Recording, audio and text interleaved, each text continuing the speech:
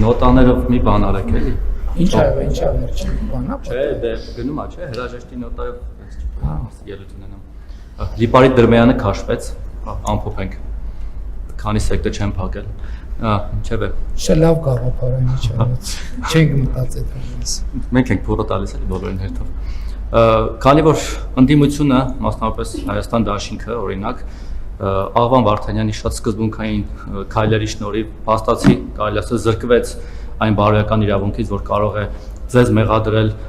անսկզբունքայնության, խոստումները չկատարելու, նախկինում մի բան ասելու,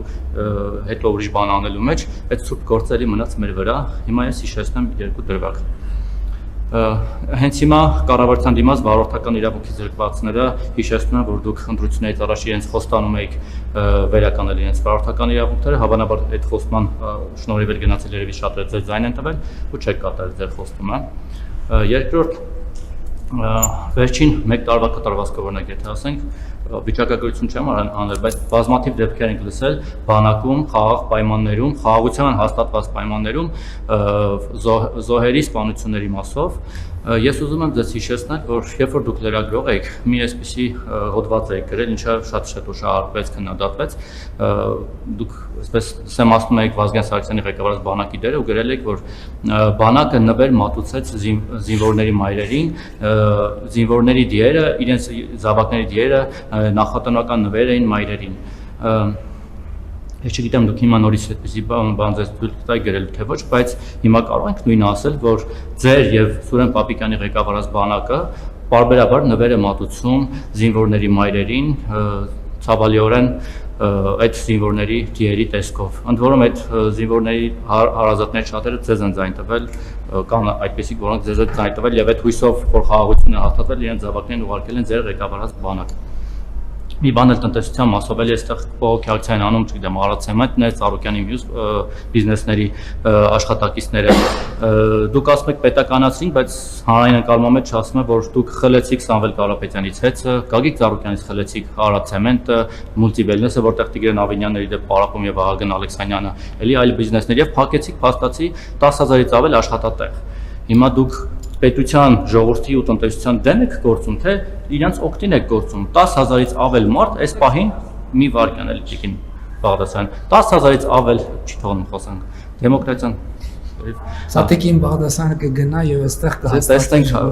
հուսանք չենք ասի, միջև չկա հետինը չհիշվի առաջինը։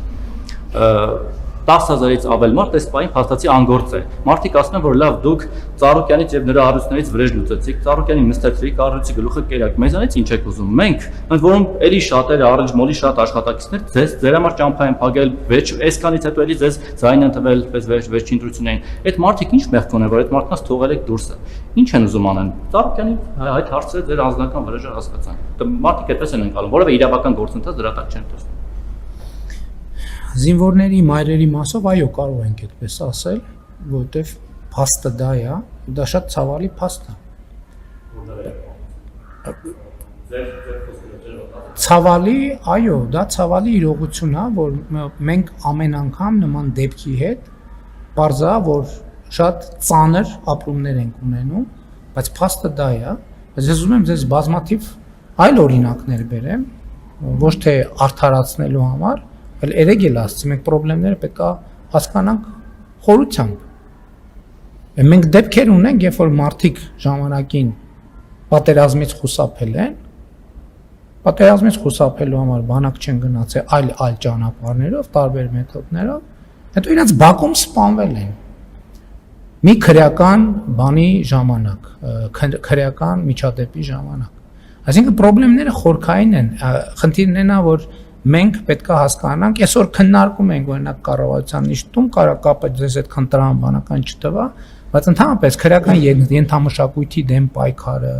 ընդհանրապես գիտեք, մեր բանակում ինչ են զինվորները ինքնասպանություն գործում։ Երեք հիմնական պատճառ կա։ Պատճառներից մեկը խաղադրույթներ կատարել, պարտքերի տակ ընկնել եւ պարտքը չկարողանալ փակել։ Մենք դե յուրե միջոցներ ենք ձեռնարկել, որ նաև արգելվի ծառայության մեջ գտնվողներին, բայց այդ համակարգը ներդրման մեջ է, բայց ես ձեզ ասեմ նաև որ այս սրա մասին ես գիտեմ կոշի գաղութում գտնված լինելու ժամանակաշրջանից պարտադիր չի որ դու քո հեռախոսով բան անես խաղադրույք կատարես կան բաներ ստվերային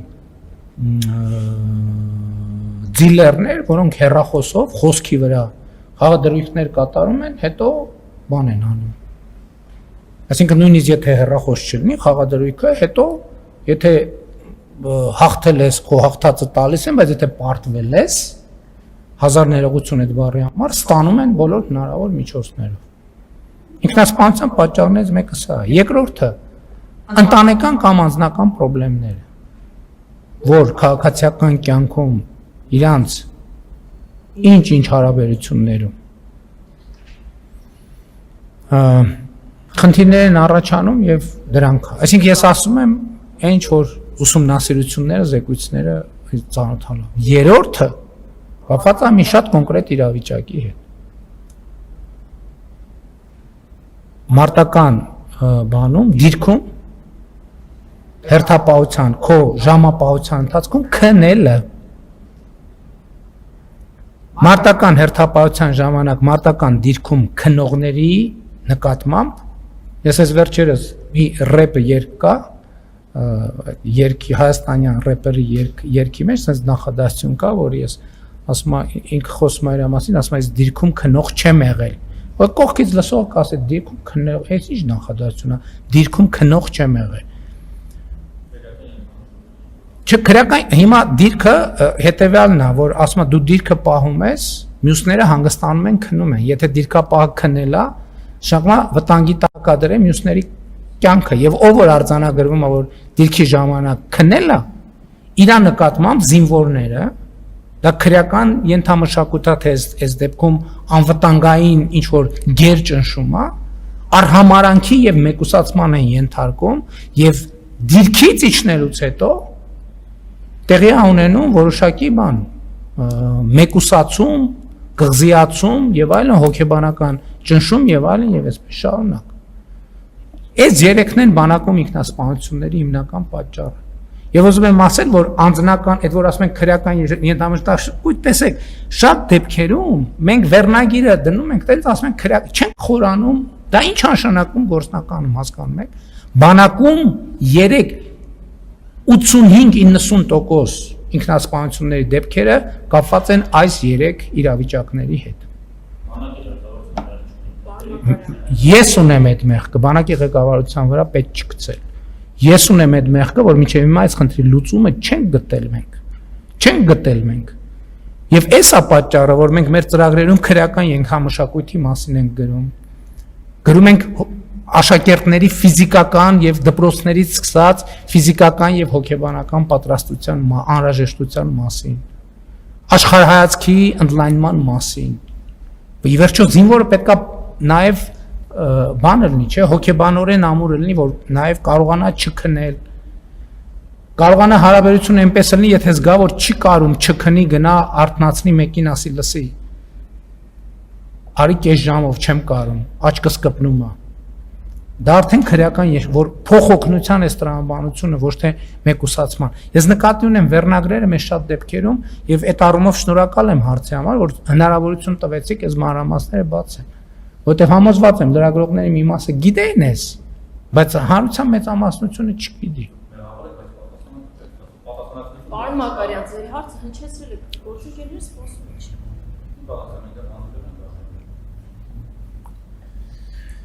Վարորդական իրավունքների մասով process-ը գնում է, այդտեղ մենակ մի խնդիր կա։ Նրանք, ովքեր վարորդական իրավունքից զրկվել են դատական ակտով, դատարանի օրինական ուժի